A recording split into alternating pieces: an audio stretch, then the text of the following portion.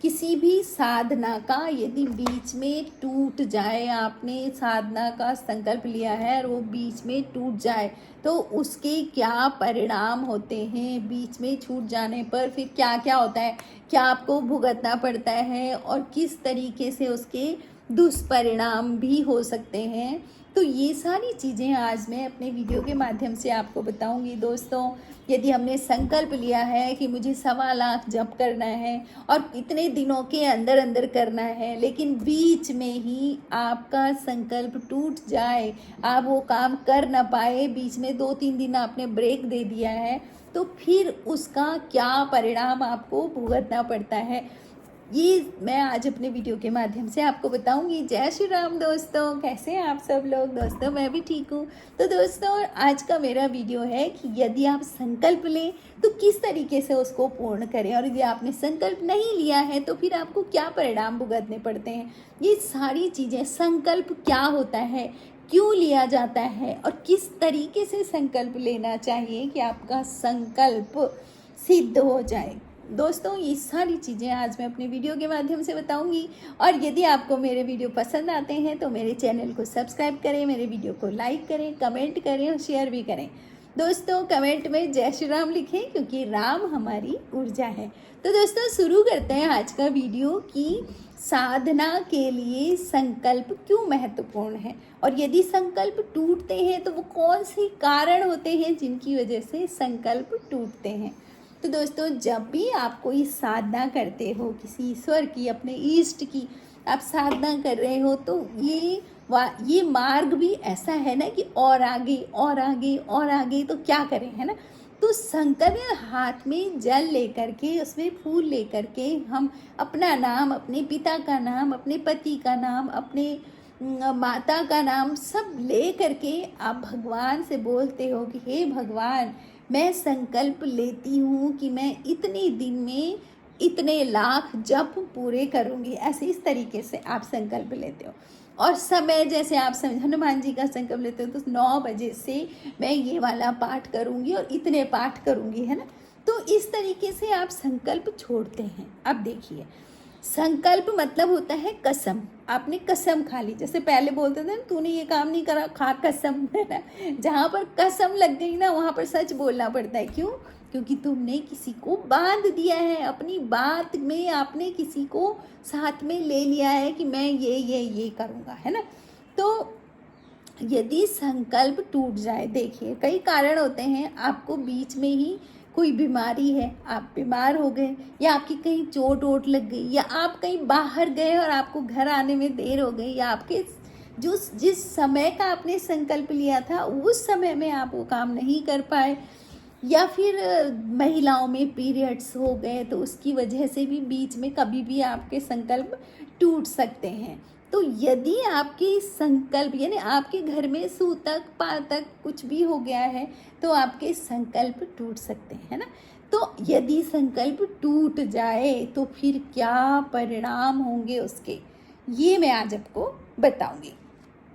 दोस्तों, जब भी आप साधना करते हैं ना, तो साधना में 2 तरह के देवी देवता होते हैं। एक होते हैं जो सात्विक देवी देवता होते हैं, और एक होते हैं जो तामसिक देवी देवता होते हैं ना। आपने देखा होगा ना, कुछ देवता ऐसे होते हैं जो शराब भी मांगते हैं, है ना, बीड़ी पीते हैं। बहुत सारे देवता ऐसे हमारे पहाड़ में तो बहुत हैं, हम उनको देते हैं भी जो चीज़ वो मांगेंगे। एक सात्विक देव, जैसे हम लोग भी है ना, कुछ सात्विक होते हैं और कुछ मांस वांस सब खाते हैं, तो तामसिक हो गए। तो इसी तरह से देवता भी होते हैं, ब्रह्मा, विष्णु, महेश, देवी माँ, गणेश जी हो गए। आप गायत्री मंत्र की साधना आप कर रहे हैं तो ये सब सात्विक साधनाएं हैं, ठीक है। आप शिव जी की साधना कर रहे हो, सात्विक है, ठीक है। अगर तामसिक साधना आप कर रहे हो, भैरव देवता की कर रहे हो, काली माता की कर रहे हो, आप कुछ गंधर्व होते हैं उनकी आप साधना कर रहे हो, यक्षिणी की, यक्ष की साधना आप कर रहे हैं, भूत प्रेत की भी लोग साधना करते हैं, तो तामसिक साधना है। अब यदि आप सात्विक देवी देवता की साधना कर रहे हैं और आपने संकल्प लिया है, तो ये जो सात्विक देवी देवता होते हैं ये हमारे माता पिता की तरह होते हैं। जैसे माता पिता अगर बच्चे कोई गलती कर देते हैं या आपने बच्चों ने आपसे कुछ प्रॉमिस किया कि मैं आपके लिए ये लाऊंगा और आप बच्चे लाए नहीं हैं, तो आप उनको माफ़ करते हैं ना। तो इस तरीके से सात्विक देवी देवता आपको माफ़ कर लेते हैं। तो यदि आपकी साधना में कहीं ब्रेक आएगा तो वो माफ़ कर देंगे, आपको दुष्परिणाम नहीं देखने को मिलेंगे, आपका अहित नहीं होगा, समझ लीजिए। लेकिन अगर तामसिक देवी देवता की आप साधना कर रहे हैं, जो भयंकर होते हैं, उग्र होते हैं, वो खुश हो रहे हैं, आपने निश्चित समय पे, निश्चित दिनों तक, निश्चित संख्या में आपने उनकी साधना की है, कर रहे हो आप, लेकिन कुछ कारण हो गए, अब उस कारण को तो कोई भी नहीं वो कर सकता ना, आप वो कारणों की वजह से आपकी साधना छूट गई बीच में, तो फिर आपको दुष्परिणाम भी देखने को मिलेंगे। अब दोस्तों, यदि आपने संकल्प लिया है, आप सात्विक देवता की साधना का आपने संकल्प किया है कि मैं इतने दिनों में, इतने दिन तक, इतने लाख जप आपके करूँगा, ठीक है। अब क्या हुआ कि बीच में आपका ब्रेक आ गया, 2-3 दिन आपको कहीं जाना पड़ गया, या फिर कोई भी समस्या बीच में आ गई, आपको जाना पड़ा, तो फिर आप क्या करोगे, आप उनसे माफ़ी मांगोगे, आप दोबारा बैठोगे, संकल्प लोगे, और जितने दिनों की आपकी संकल्प साधना छूट गई हैं, जितनी माला आपकी जप छूट गई है, आप उस जप को आगे कंटिन्यू करके बढ़ा के करोगे। जितनी, जैसे आप 5 माला करते थे, तो अब बीच में आपने 3 दिन छोड़ दिया, तो आगे के दिनों में आप 5-5 माला और बढ़ा करके वो दिन की साधना भी पूरी करोगे, और आपका कोई अहित भी नहीं होगा, और आपको संकल्प में सिद्धि भी प्राप्त हो जाएगी, यानी भगवान आपसे खुश रहेंगे, ठीक है। आपको कोई दुष्परिणाम नहीं देखने को मिलेंगे, और आपकी साधना भी सफल मानी जाएगी। कौन? क्योंकि आप सात्विक देवी देवता की कर रहे हैं। तो इस तरह से जो बीच के दिनों में छूटी हुई साधना है, उसको आपने आगे कंटिन्यू करा है, और आपने भगवान से माफ़ी भी मांगी है कि ऐसा कुछ हो गया था, इसलिए मेरी साधना बीच में छूट गई। लेकिन यदि संकल्प लेकर के आप तामसिक कोई देवी देवता हैं, उनकी साधना कर रहे हैं, और आपका संकल्प बीच में टूट गया है, तो आपकी दिक्कतें ज़रूर आएंगी, आपकी दिक्कतें बढ़ सकती हैं, यानी कि आपकी साधना भी खंडित मानी जाएगी, और आपका अहित भी हो सकता है, ठीक है। तो ये है, आप ये अंतर आपने समझ लिया कि सात्विक देवी देवता की साधना होगी, खंडित होगी, तो कोई दिक्कत नहीं होगी, लेकिन अगर तामसिक देवी देवता की साधना कर रहे हैं और वो खंडित हो गई माना, तो आपको दिक्कतें जरूर आ सकती हैं। तो दोस्तों, संकल्प का महत्व क्या है, आप पहले ये समझें कि संकल्प का महत्व क्या है। दोस्तों, यदि आपने संकल्प नहीं लिया है और आप साधना शुरू कर दी है आपने, ठीक है, आप साधना कर रहे हो, रोज पर डे आपका एक नियम बना रखा है, इतना मैंने करना ही करना है, लेकिन बीच में किसी कारणवश आपकी साधना छूट गई, आप वो सब नहीं कर पाए, लेकिन जब आगे आप कंटिन्यू करोगे तो आपके पीछे की साधना भी उसमें ऐड होगी। क्यों?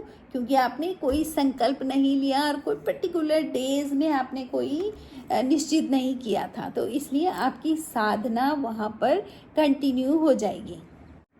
तो समझ लीजिए आपकी संकल्प एक बंधन है ना, हमारे लिए भी और देवता के लिए भी बंधन है संकल्प। आप ये इसको छोटी मोटी चीज़ ना समझें, आपने संकल्प लिया है तो आपके लिए भी और आपके देवता के लिए भी बंधन होता है, लेकिन बिना संकल्प के भी साधना सिद्ध होती है ना। आपने माना एक 40 दिन का संकल्प लिया है कि मैं एक 40 दिन में ये वाली साधना करूँगा, तो चलो आपने संकल्प नहीं लिया है, तो आप 2 महीने में भी उस साधना को पूरा कर रहे हो, तो आपको वही परिणाम मिलेंगे।